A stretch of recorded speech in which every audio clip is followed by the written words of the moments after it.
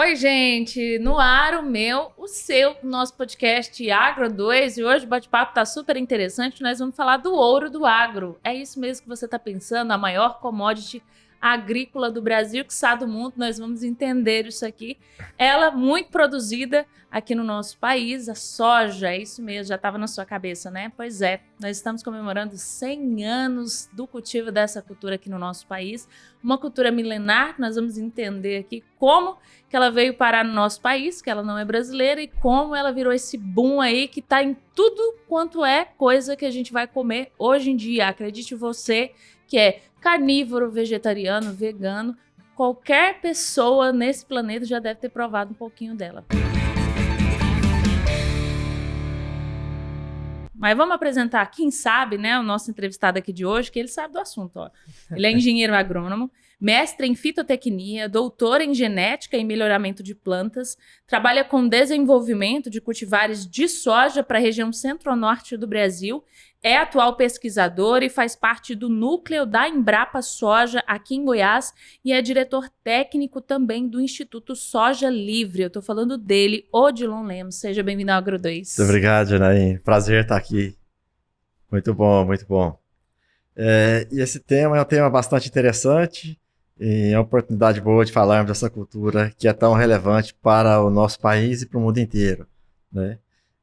Como você mencionou, a soja é uma cultura milenar, que é até nova no Brasil, mas ela foi descoberta já no século XVII, aproximadamente 1.700 anos antes de Cristo, né? Então é uma cultura assim bastante antiga.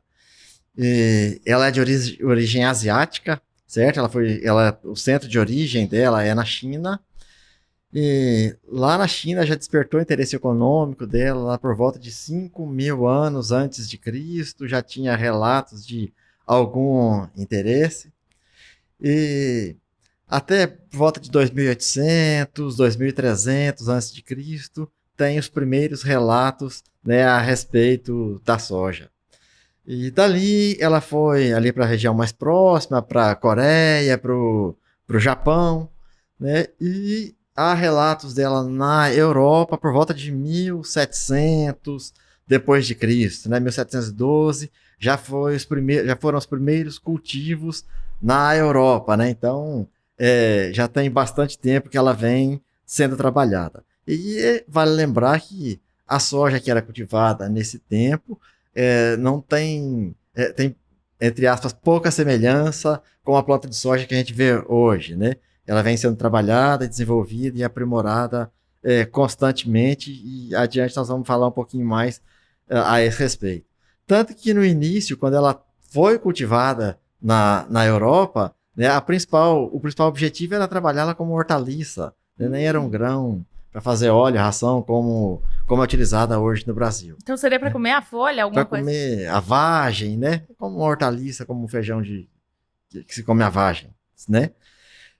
E depois da Europa foi para os Estados Unidos, para a América do Norte, mais especificamente nos Estados Unidos, por volta aí de 1700, 1760, ela começou a ser cultivada lá, e nessa época também com outra finalidade, né? Pensando em forragem para gado, fazer feno, certo? Então ela foi trabalhada aí nesse aspecto por volta de 1760, 1790, então já há bastante tempo. Depois em 1800, na Pensilvânia.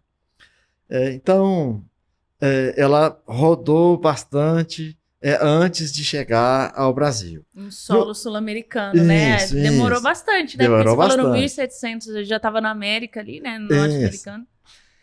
E aqui no Brasil, embora a gente esteja comemorando, celebrando o centenário hoje, aqui no Brasil, até que ela fosse cultivada comercialmente, ela veio sendo testada, experimentada, chegava, era testada, às vezes adaptava, às vezes não.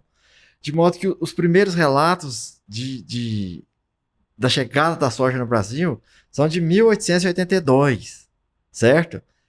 Então, já vinham testando, né? Já vinha sendo testada. Ela chegou aqui na Bahia, inicialmente, no Imperial Instituto de Agronomia, que era na Bahia, certo? Por sinal, a primeira escola de agronomia do Brasil, né, onde ela foi introduzida. Porém, por características que nós vamos mencionar adiante, ela não se adaptou a essa condição, certo? Era uma região de latitude mais baixa, onde essa soja que veio de origem de latitudes maiores no hemisfério norte, ela não se adaptou a essa condição. Posteriormente, houve introduções mais no estado de São Paulo. Ali foi distribuída para alguns agricultores, testada também, mas a adaptação não foi muito boa. Ainda, embora estivéssemos numa outra faixa de latitude, né, um pouco maior, mas ainda não deu certo. E, em seguida, veio para o sul, especificamente para o Rio Grande do Sul, onde ela encontrou um clima um pouco mais apropriado, né? E ali começou a ser trabalhada já por 1914, por aí, certo? Ela começou a ser expandida um pouco mais, e o primeiro cultivo comercial, que data de 1924, por isso hoje, celebrando aí o centenário da cultura da soja. Certo? Então foi o primeiro cultivo comercial, porém, veja que até que se efetivasse esse primeiro cultivo comercial, ela foi testada de algumas formas. Tá, e depois que iniciou esse cultivo, ela foi sendo desenvolvida bastante no Rio Grande do Sul, na região ali de Santa Rosa. Que é o berço nacional que é o berço da soja, isso. Virou projeto de lei em 2022, né? Virou o berço nacional, porque a planta comercial, a primeira do país, foi lá, né? Foi lá, e a primeira... exatamente, a primeira indústria, né, de processamento de soja, né? Aí nós estamos falando de 1941, certo? A primeira indústria instalada lá em Santa Rosa. E a partir de 49, aí ela já foi se expandindo, já foi aumentando a produção, e 49 data a primeira exportação de soja. Antes esse cultivo era consumido aqui mesmo? Era consumido aqui mesmo. Era consumido aqui mesmo. Em forma de vagem? Já de grão. Né? No início, né, lá nos primórdios, nos Estados Unidos, era cultivada para parafenação, certo? As primeiras introduções aqui no Brasil também foi visando fenação, forragem, mas posteriormente, já nessa época, já próximo de 1940, já era cultivado o grão. Porém, visando o grão, né? Uhum. Porém, as produtividades ainda eram baixas, bem baixas, né? E a partir de 50, 60, foi se intensificando o cultivo, né? Porém, nessa época ainda, era concentrada na região sul, no estado do Rio Grande do Sul, né? E daí adiante, ela foi sendo desenvolvida, e teve uma característica muito relevante que possibilitou que ela fosse trazida para a região do Cerrado, né? Essa característica que chama período juvenil longo, que possibilitou que a soja fosse trazida para o Cerrado. Por quê? Porque ela tem ela é uma planta de dia curto. O que significa isso? Que toda vez que ela está numa condição de dia curto, ela é estimulada ao florescimento. Então, quando você planta a soja normalmente em outubro, né? Quando você trazia a soja do Rio Grande do Sul para uma região de latitude mais baixa, você trazia do Rio Grande do Sul para Goiás, por exemplo, né? Onde, na época de plantio de soja, o dia é mais curto que no Rio Grande do Sul, quando você trazia ela de lá para cá, ela era estimulada ao florescimento muito cedo, muito precocemente. Então, ela florescia ainda pequena e não desenvolvia a ponto de ter uma produtividade razoável. Então, por isso, nós dizíamos que ela não era adaptada a essa condição, certo? Porém, com o trabalho incansável da pesquisa, de pesquisadores que dedicaram bastante ao desenvolvimento dessa cultura, né, foi introduzida uma característica que chama período juvenil longo. E com essa característica, ela passou a só ser sensível ao comprimento do dia para estímulo ao florescimento depois de 7, 8 nós na haste principal, certo? Então, você podia trazer para essa condição de cerrado, para essa condição de dia mais curto, que mesmo o dia estando curto, ela ainda não atendia essa resposta, esse estímulo ao florescimento de dia curto, né? Então, entre aspas aí, né, só depois que ela atingia a puberdade que ela ficava sensível ao comprimento do dia, né? Então, ela só iniciava o processo reprodutivo depois de 7 nós na haste principal. Então, isso possibilitava que ela desenvolvesse e atingisse um certo porte, e aí depois que ela já estava uma planta já mais formada, que ela começava a desenvolver as vagens. Essa soja que inicialmente veio para cá era de tipo de crescimento determinado, certo? Esse tipo de planta, quando ela começa, ela vai desenvolvendo vegetativamente, e quando ela inicia o processo reprodutivo, ela cessa o desenvolvimento vegetativo. Então, ela para de crescer, né? Ela cresce até 10%, mas praticamente ela para de crescer quando inicia o processo reprodutivo, certo? Mas então foi uma tecnologia fantástica, que deu a ela a condição de ter boas produtividades aqui no Cerrado, né? E isso foi concomitante, né, a calagem no Cerrado,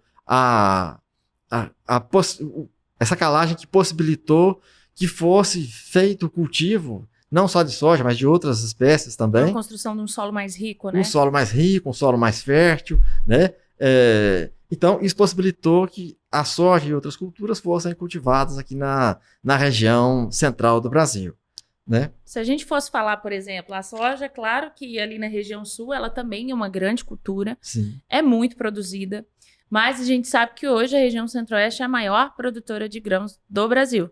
E em questão da soja, também é a maior, principalmente por conta do Mato Grosso ali, Goiás também está produzindo bastante. Eu queria que você falasse que a pesquisa tem um grande papel nesse desenvolvimento para virar o que virou hoje, né? Sim, é a maior sim. cultura agrícola do país, algo que era impensável na época que ela foi introduzida, né? Exatamente. Temos alguns relatos aqui que eu acho muito interessante, que quando a gente pensa na soja, na década de 60, certo? Para hoje, 2024, nós estamos falando aqui, assim, de um aumento de produção de 50.000%. Então, assim, foi um crescimento vertiginoso, né? Um aumento de área plantada, claro que aumentou também. Mas quando a gente pega esse período, né, você imagina que houve um crescimento de produtividade, né? Então, um trabalho nas características da planta, em melhoramento genético da planta, em desenvolvimento de condições de cultivo, que possibilitou um aumento de produtividade de mais de 300%. Foi exponencial, né? Foi exponencial. Então, você saindo de uma produtividade de 1.000 e poucos quilos por hectare para 3.500, 4.000 quilos por hectare, certo? Então, foi um trabalho de pesquisa que foi realmente fantástico e trouxe ganhos realmente muito interessantes, né?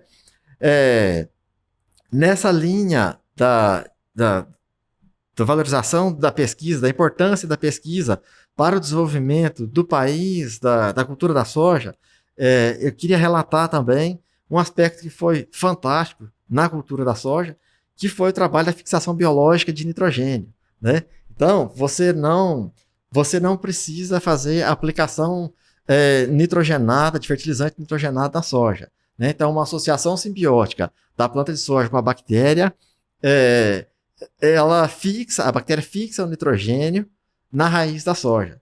Então, isso traz um benefício fantástico para o país. Economia de custo. De economia, de custo, você está retendo esse recurso para o agricultor, de benefícios ambientais, que você não precisa produzir esse fertilizante nitrogenado. Então, é excepcional e, sem dúvida, uma das maiores tecnologias já desenvolvidas no país para a agricultura, É um benefício, ganho para o agricultor é fantástico, o ganho para o país é fantástico.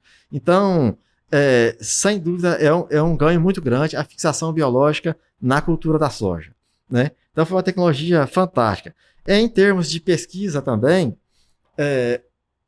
a soja, à medida que você vai trabalhando, você vai aumentando a área, você vai expandindo o seu cultivo, naturalmente vão surgindo novas doenças, novas pragas, um probleminha aqui, um probleminha lá, que tem que ser vencido, né? E nesse aspecto, quando a gente fala do melhoramento genético, que aumentou nessa magnitude a produtividade, nós tivemos também outras características fundamentais que contribuíram para esse aumento de produtividade e para a estabilidade, né? Então, por exemplo, né, resistência a doenças, né, resistência ao cancro da haste, né? Então, o cancro da haste foi uma doença que, num determinado ano, ela praticamente dizimou toda a produção de soja, né? E a pesquisa trabalhou incansavelmente no desenvolvimento para encontrar novas fontes de resistência a essa doença. Então, você pega e testa vários materiais, recorre a um banco de sementes, busca ancestrais da soja, busca vários acessos em bancos de germoplasma para encontrar material resistente e inserir em cultivares adaptadas, certo? Então, a resistência ao cancro da haste, a resistência à cercospora, crestamento bacteriano, pústula bacteriana, uma série de doenças que foram inseridas a resistência a elas na cultura da soja, trazendo benefícios, né, da resistência a elas, sem que o produtor precisasse ter novas despesas com o controle dessas doenças, né? Hoje ainda nós temos problema com, por exemplo, nematóide de cisto. Então, nós temos um nematóide, um verme, que é um problema sério na cultura da soja, né? Mas nós temos variedades resistentes, certo? Então, o agricultor que tem esse problema em sua área, ele pode recorrer a variedades resistentes e utilizar essa tecnologia sem pagar mais por isso. Tem a parte da ferrugem asiática também, né? Que tem todo um controle também fitossanitário da parte de vazio sanitário, né? Que foi desenvolvido ao longo do tempo, né? Sim, sim. E muito bem lembrado, a questão da ferrugem. A ferrugem, ela trouxe um marco para a cultura da soja, né? Um marco de cultivo, de características de cultivares. Mas o agricultor, o país, soube tomar entre aspas, esse limão e fazer uma limonada, sabe? Porque foi um aspecto assim, muito, muito interessante, que a ferrugem é uma doença, sem dúvida, uma das doenças mais importantes que ocorreram na cultura da soja, né? E ela é realmente muito agressiva, ocorrem muitas mutações no patógeno, então você precisa de uma série de ferramentas para conseguir manejar essa doença. Então você busca fontes de resistência, genes de resistência, insere esses genes em variedades, mas você precisa também da utilização de fungicidas, você precisa de um manejo legislativo, né, que é, no caso, um período de vazio sanitário, um período no qual você fica proibido de ter soja no campo, para que esse patógeno não se multiplique, né? E uma outra ferramenta é você utilizar variedades de ciclo mais curto, variedades precoces. Então, essa é uma característica muito relevante, porque a soja cultivada há 20, 30 anos era uma soja de 140, 150 dias de ciclo. Com o advento da ferrugem, foi necessário o produtor intensificar o cultivo de cultivares de ciclo mais curto, certo? Para poder quebrar o ciclo da doença. Para ficar mais fácil ele controlar a doença, né? Então, a ocorrência desse patógeno é mais depois de janeiro, fevereiro, quando a soja já está um pouco mais adiantada.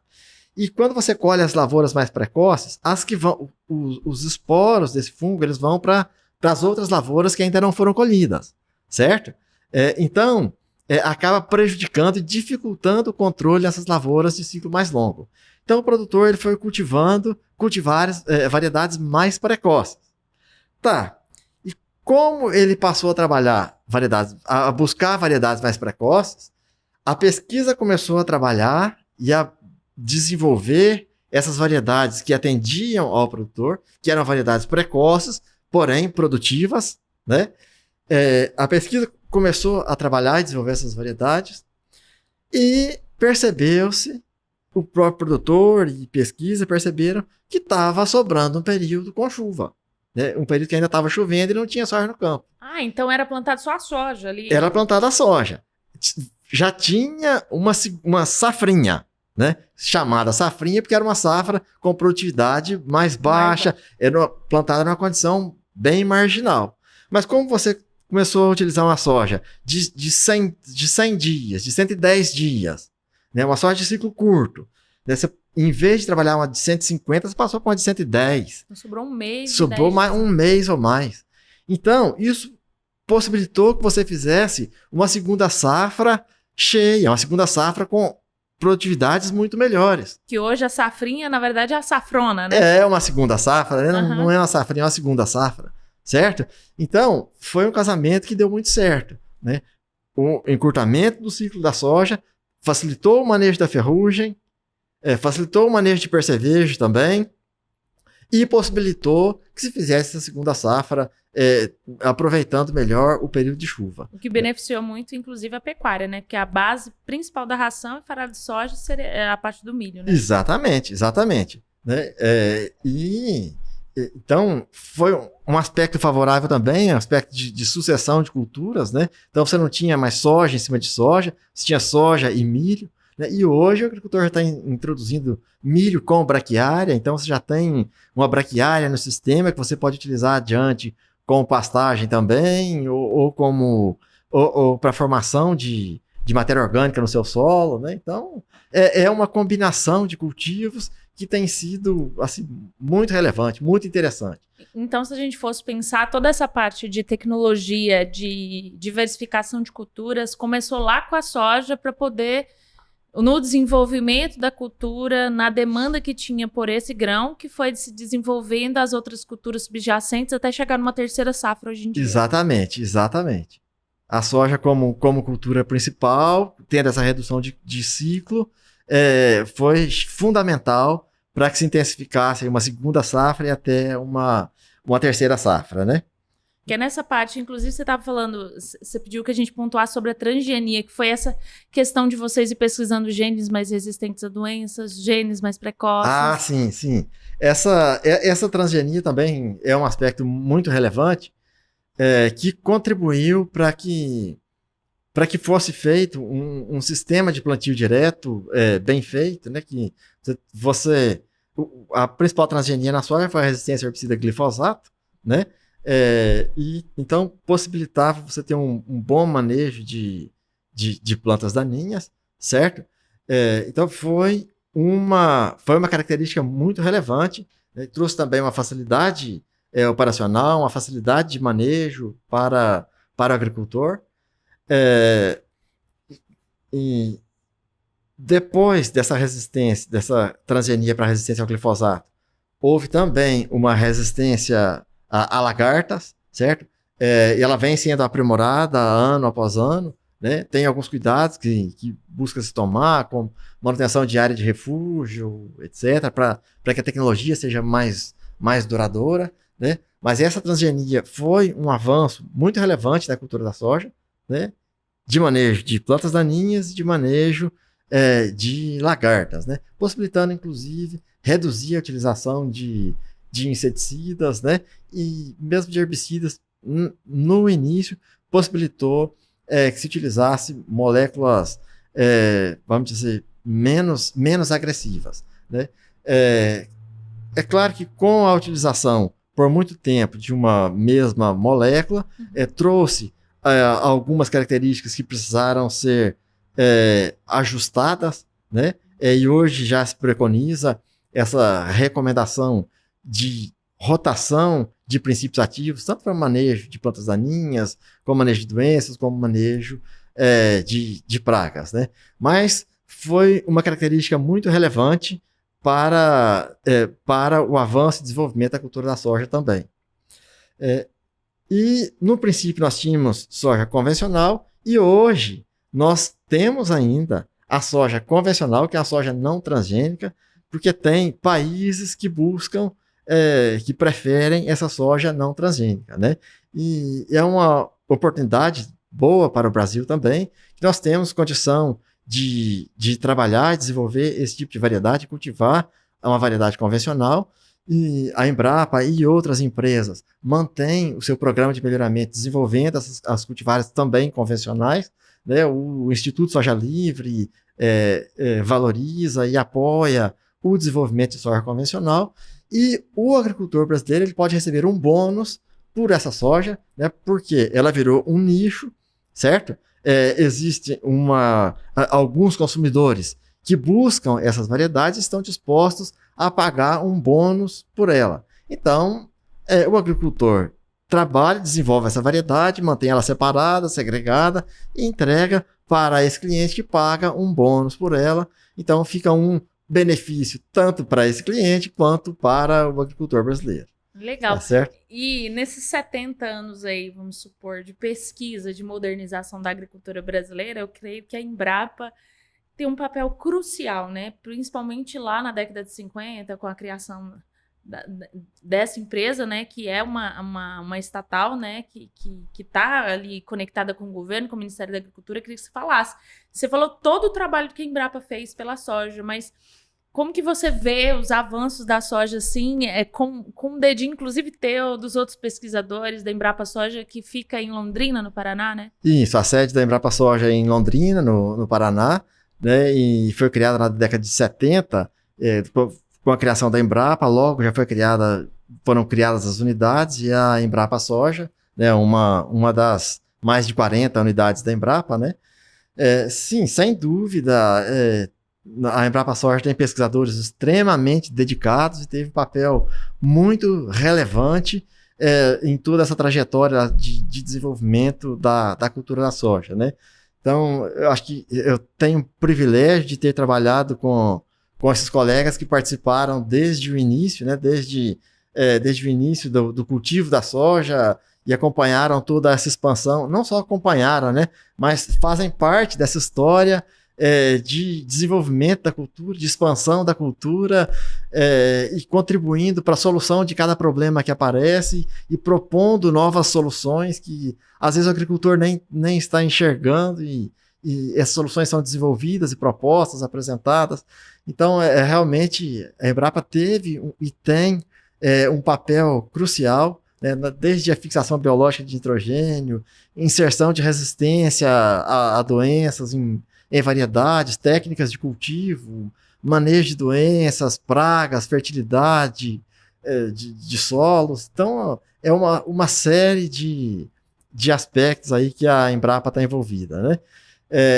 E hoje tem uma característica interessante que a gente está trabalhando, não só a Embrapa, outras empresas também, mas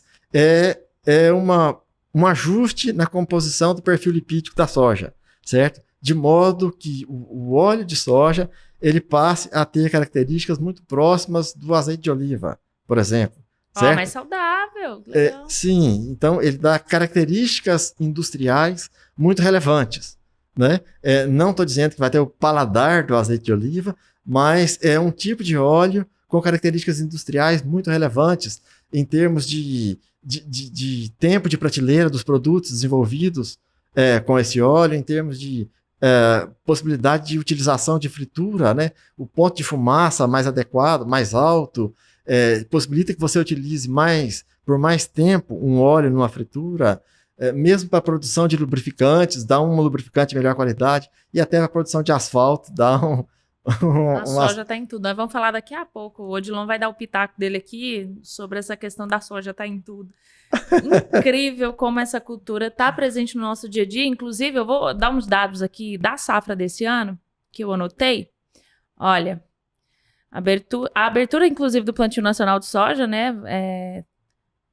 vai ocorrer, mas quando você assistir esse episódio já vai ter ocorrido. Segundo a Companhia Nacional de Abastecimento, a Conab, nesta safra, que o ano safra 2024-25, né, que migra de um ano para o outro, o Brasil deve plantar em 47,36 milhões de hectares. É muito. Aumento de 2,6% com relação ao ciclo anterior. E a produção estimada, segundo a Conab, nós estamos falando aqui, gente, no final de novembro, então, às vezes, quando você for assistir, essa estimativa já deu uma mudada, porque a Conab faz essa medida todo mês, né? A produção estimada é de 166 milhões de toneladas. É muita soja. A gente sabe, às vezes você pensa assim, vamos falar até com todo mundo que está nos vendo, nos ouvindo, mas também daquelas pessoas que não estão tão acostumadas com o agro. Que você, como pesquisador, tem a oportunidade agora de falar. Que vilaniza muito a questão do agro no sentido de que soja é exportação. Mas a gente sabe que existe o mercado asiático, eles compram muito por conta da alimentação deles, que funciona à base de molho de soja, ali eles comem o grão também, né, com todas as receitas. Mas eu queria que você falasse do mercado interno, né, dessa absorção da soja no nosso mercado. Como que você tem visto isso? E até para exemplificar para quem está em casa, para quem às vezes pensa que soja é só exportação, ela está presente onde? Tá, a soja, ela é utilizada principalmente para ração animal, é o principal uso dela, como farelo na ração animal e o óleo na indústria em geral. Então são os principais usos. O grão de soja tem em torno de 35%, 40% de proteína e em torno de 20% de óleo, né? Então o principal interesse do mundo todo no grão de soja é pensando principalmente nessa proteína que, além do teor elevado de proteína, é uma proteína de altíssima qualidade, né? Então o frango que você come, ele é basicamente 30% de soja, 70% de milho. O suíno que você come é mais ou menos essa proporção também, né? Então, vai na nutrição de bovinos, de bovino de corte, bovino de leite. Então, por isso ele é tão relevante e é demandado no mundo todo, né? Tanto no Brasil quanto fora, esse é o principal uso. Nos países asiáticos, países importadores, eles importam pensando na alimentação de seus rebanhos, né? E aqui no Brasil, pelo mesmo motivo, né? Ela é industrializada, é produzida aqui, nós somos grandes produtores, né, de carne, nós somos grandes produtores de aves, de suínos, de bovinos, e utilizamos a soja na indústria brasileira, né? Então, pelo menos 50% dela fica no país, né, e gera divisas para nós, gera industrialização, gera emprego, gera empregos, né? E desenvolvimento, porque se você for olhar, por exemplo, a gente fala muito isso aqui, Mato Grosso, Goiás, vieram muita gente do sul, muitos agricultores que foram desbravadores, principalmente por conta da soja, né? E a região antes e depois é completamente diferente. Completamente diferente. E é um aspecto, é uma característica muito, muito peculiar da soja, que esses agricultores vieram para essas regiões, se instalaram com suas famílias e vivem ali. E prosperam ali. E prosperam ali e a cidade prospera junto. Então, as cidades novas, né, de 20, 30, 40 anos, que elas se desenvolveram na base de soja, você pode perceber que são cidades muito desenvolvidas, são cidades excelentes, com IDH muito alto, certo? Então, a soja traz esse desenvolvimento, traz empregos de altíssima qualidade. Para trabalhar com soja hoje, você precisa de equipamentos, de máquinas que são sofisticados, que são desenvolvidos com alta tecnologia, né? Então, que vai movimentar outro mercado. Vai movimentar outro mercado. Então, assim, é uma cultura que gera muitos benefícios para o nosso país, certo? Então, não tem dúvida de tantos benefícios que a soja traz em termos de emprego, desenvolvimento da economia, ambientalmente ela é fantástica. Entre as práticas de cultivo aí, né, sistema de plantio direto, que é 95% da soja cultivada, pelo menos, é em sistema de plantio direto, e é fantástico, a tecnologia que preserva o meio ambiente, é muito bom. Tem muitos benefícios dessa cultura. E fora que a gente tem também a parte do biodiesel, né, que tem sido movimentado hoje em dia com a soja, né, a gente tem feito pesquisas sobre esse assunto, né, que eles falassem sobre agora, porque tem um combustível, né, que utiliza. Sim. A soja, por ser uma cadeia já estabelecida, já pronta. Para você atender uma demanda de biodiesel, que é uma demanda gigantesca, você precisa de uma cultura que tenha uma área grande e que tenha condição de atender a essa demanda, certo? E a soja se enquadra perfeitamente nesse perfil. E no início, tinha um comentário de que o biodiesel produzido, né, a partir de soja, que trazia algum prejuízo a motores, etc., né? Com a técnica que é utilizada para a produção de biodiesel hoje, você não tem esse problema. Eles foram solucionados, certo? Então a soja se enquadra perfeitamente para a produção de biodiesel, né? E, inclusive, essa soja que nós mencionamos aqui, que estamos trabalhando com esse perfil de óleo ajustado, se enquadra para produzir um biodiesel ainda de melhor qualidade, né? Então, para uma demanda de biodiesel, né, que é um benefício, sem dúvida, um benefício muito grande, um benefício ambiental muito grande, a soja se enquadra perfeitamente, não que seja só de soja. Outras culturas ainda podem ser desenvolvidas para tentar atender também essa demanda, né? Mas a soja se enquadra perfeitamente para a produção de biodiesel e está sendo utilizada já nessa mistura, né, que pode ser aumentada aí sem problema. Bacana. E quando eu falei no começo do episódio que a soja, pelo menos alguma vez você já provou ela na vida, você deve ter pensado assim, só o óleo de soja não consumo, ó. Dá uma pesquisada aqui, o leite de soja está muito voltado para essa área das pessoas que são alérgicas, né? Sim. A parte de proteína animal. Tem o tofu que tem muita gente que come, outras pessoas não comem. Tem a parte da proteína vegetal hidrolisada. Então, se você for lá na sua margarina, por exemplo, né? Será que pode falar assim, esse nome, margarina? Tem lá, né, um pouco de soja. Tem soja, basicamente, se você for nos rótulos dos produtos, né? Tem alguma coisa à base de soja. Inclusive, é obrigatório você mencionar que tem, né? Se tiver a soja, todo ingrediente tem que constar ali, toda a matéria-prima tem que constar. Sim, a soja entra nesses e em inúmeros outros produtos, até na produção de cosméticos, né? Batom aí que você que é vegano tá usando, falando mal do Acre, tem soja nele, viu? E a proteína texturizada de soja, que é a carne de soja, né? Também é produzida e muitos que optam por não consumir carne de animal consomem essa proteína texturizada de soja. E é uma opção interessante também. Ó, pesquisei aqui também, gente, olha, tem muita coisa de soja. A gente não vai falar a marca, senão tem que mandar o boleto para a marca, mas você sabe aquele leite em pó que os bebês tomam? Tá aí na tua cabeça aí, você já pensou o nome, né? Pois é, ele é feito à base de soja. A lecitina de soja também é utilizada como emulsificante para produção de produtos naturais, para produção de medicamentos. Sim. Proteína de soja texturizada é usada em ingredientes para simular as carnes, né? No caso, as alternativas para alimentos congelados, enlatados e secos, é usado também para conservação. Gente, tem uma infinidade de produtos. Queijo de soja, a fibra da soja é utilizada para fibras dietéticas. Você aí que come aquelas barrinhas de cereal também, tipo, dietética, tem soja. A farinha de soja é utilizada muito também, né? Os grãos, nem precisa falar, né? Proteína de soja, você tinha falado, cerca de 70% de proteína, ela mantém... 40.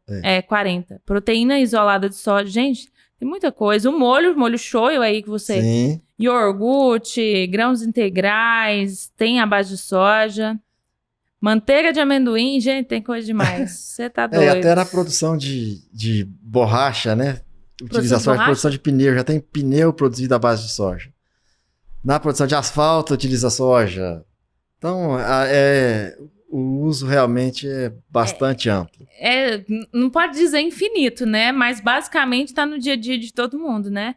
Ó, as perspectivas futuras da safra de soja, assim, da produção de soja, como que você vê? Porque avançou tanto nos últimos anos, né? Será que tem pra onde crescer? Porque todo ano que a gente vê, principalmente a gente que tem contato com os levantamentos da Conab, está sempre crescendo a produtividade por hectare. Então tem aonde crescer ainda a soja? Sem dúvida que tem. Agora, os ganhos em termos de produtividade, eles são menores porque ela já vem sendo trabalhada há muito tempo, certo?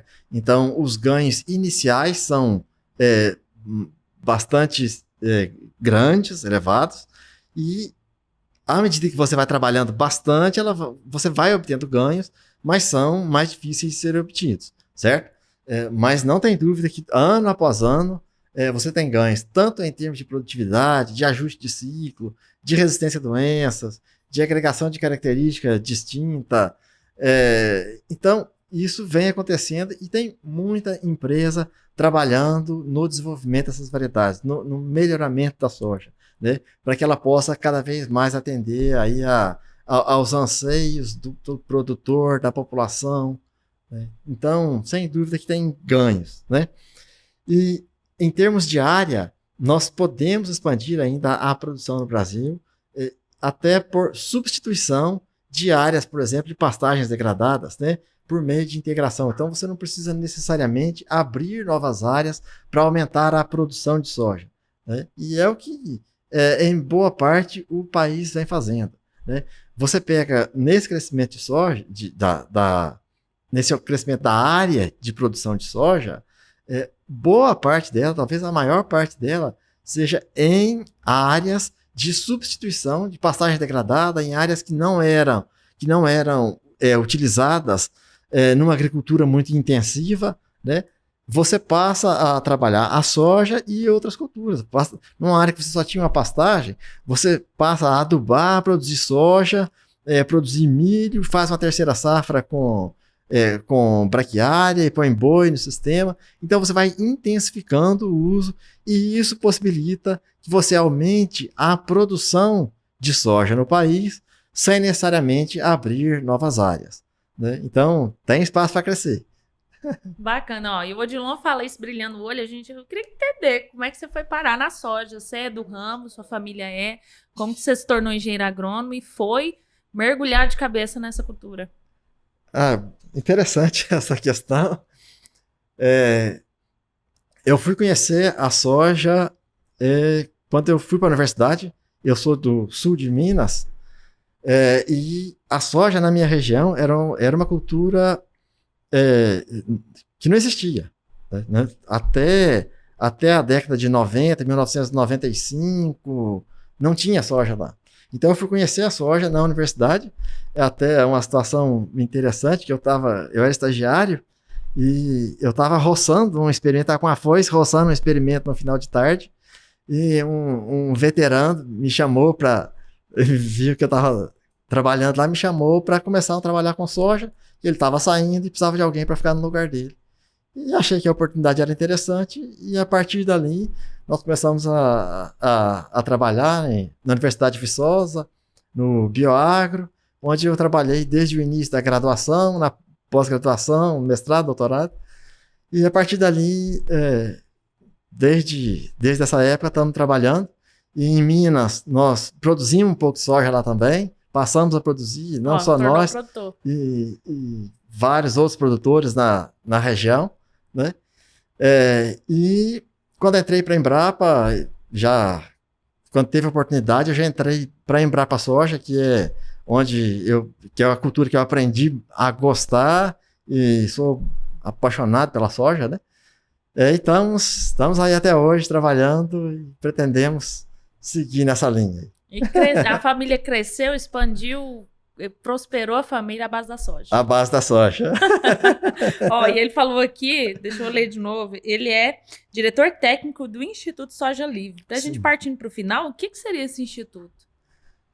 O Instituto Soja Livre é um instituto que foi formado a partir da congregação de esforços de diversos setores da cadeia de produção de soja convencional, certo? Então, envolve obtentores, né, como a Embrapa, TMG, e envolve sementeiros, produtores de semente,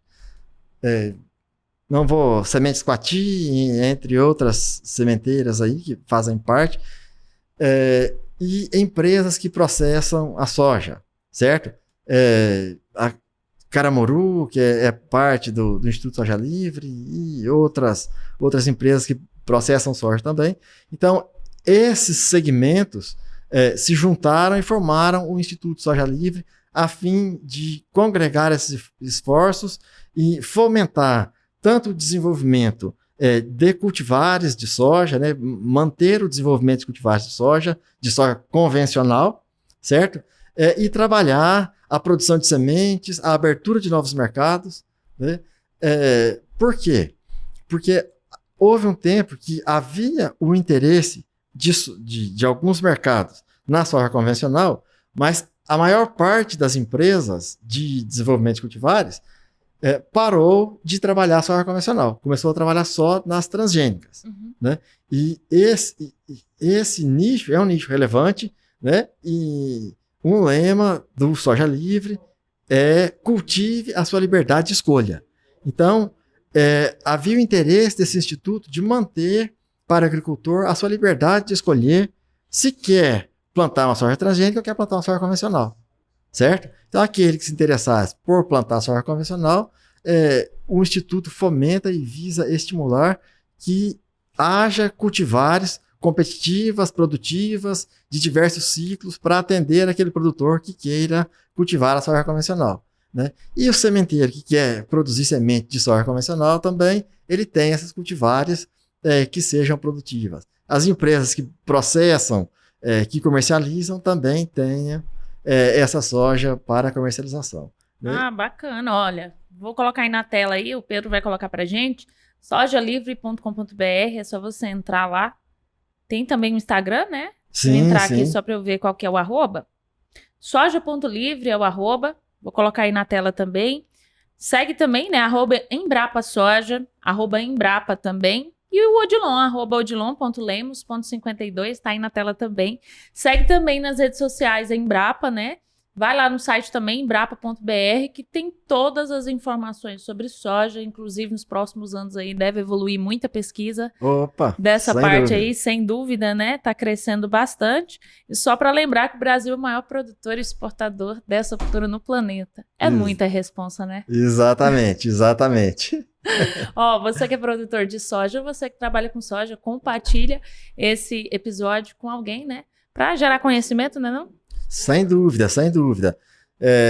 Tem muitas informações relevantes conosco na Embrapa, e a Embrapa está sempre à disposição, e nós queremos atender à demanda do agricultor, gerar soluções para o agricultor, para o país, e sem dúvida, são tantas informações relevantes no site da Embrapa, nos meios de comunicação em geral, informações que podem agregar para o agricultor, que podem contribuir para o aumento de produtividade. Tem vários projetos que você pode ver e participar, tirar dúvidas, visando aí a melhoria de produtividade, melhoria de características da soja, projeto Soja Baixo Carbono, visando a valorização do produtor, né, já que ele tem uma forma de produzir soja que é mais benéfica ao meio ambiente do que a soja produzida em outros países do mundo. Então, a Embrapa Soja, com outras empresas,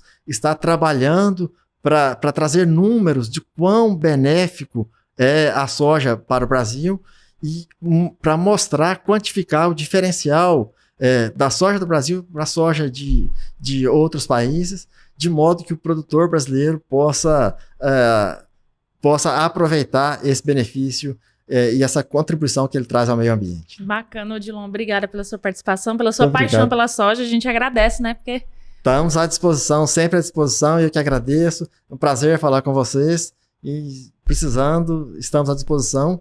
E desde já está o convite a você e a todos que nos ouvem para nos visitar na Embrapa Arroz e Feijão, aqui visitar o núcleo da soja aqui na Embrapa Arroz e Feijão, ou a própria Embrapa Arroz e Feijão mesmo, ou a Embrapa Soja em Londrina, no Paraná, também está de portas abertas para todo aquele que quiser conhecer. E tem também os núcleos de soja espalhados nas Embrapas do país, né? Sim, sim. Aqui na Embrapa Arroz e Feijão mesmo, temos nós da soja, tem do algodão, da floresta, pessoal da Embrapa Cerrado, que trabalha com gado, tem vários núcleos aqui. Enfim, você viu aí de uma simples quantidade de sementes que trouxeram dos Estados Unidos, virou esse mundão tão bonito que é da soja aí, tem gerado emprego, gerado divisas, gerado prosperidade, muito mais do que isso. Tem alimentado as pessoas, tem cuidado das pessoas, através principalmente da alimentação dos animais, como ele falou, né? Tem um óleo de soja, infinidade de produtos para a gente ser o maior produtor e exportador dessa cultura no planeta. Espero que você tenha gostado.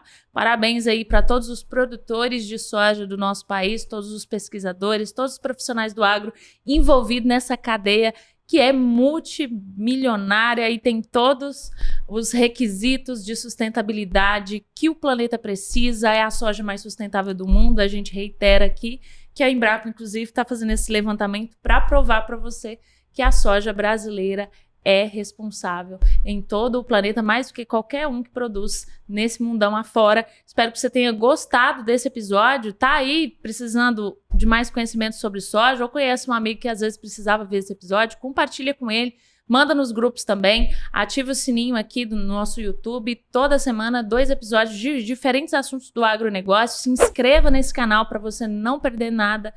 E vai lá também nas nossas redes sociais, @portalagro2, no nosso portal de notícias, agro2.com.br. Todo dia a gente está falando, inclusive, de várias pesquisas da Embrapa. E quando o assunto é soja, tem sempre matéria quentinha para você ficar por dentro. Espero que você tenha gostado desse episódio e até o próximo. Tchau, tchau.